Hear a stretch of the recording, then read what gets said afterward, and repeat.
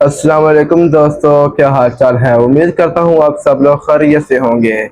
मैं हूँ हाफिज अब्दुल्ला नकीब और आप देख रहे हैं रहमतुल्लाह संधू।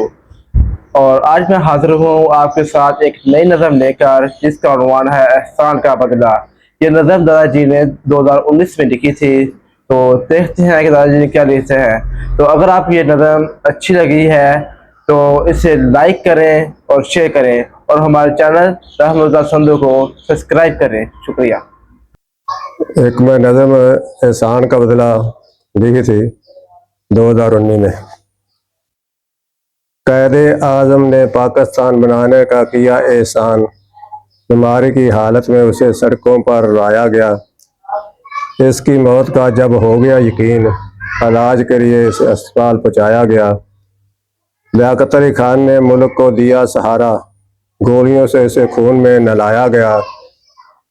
अयूब खान ने तरक्की की राह पर मुल्क को किया गामजन, कुत्ता कहकर उसको हुकूमत से हटाया गया। जुल्फ़िकार भुट्टो ने एटम बम का किया आगाज, उसे फांसी के तख्ते पर लटकाया गया। ज़ियाउल हक ने एटम बम की तकमील, उसे हवाई जहाज में उड़ाया गया। नवाज शरीफ ने मुल्क को तरक्की देने का किया ख्याल, उसे इस फेल का मजा चखाया गया। दूसरे दौर में जब धमाके किए, उसे पकड़कर अटक जेल भिजवाया गया। सी पैक शुरू किया और ख़त्म की लोड शेडिंग, तो उसे चोर, गद्दार और शातिम रसूल ठहराया गया। बेनज़ीर भुट्टो ने जमहूरियत का अलम बुलंद किया, तो उसे गोली मार कर रास्ते से हटाया गया।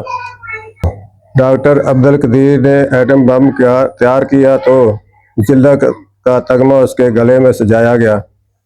हमने एहसान का बदला हर एक को बरवक़्त दिया, रहमत इंतज़ार की सूली पर न किसी को लटकाया गया।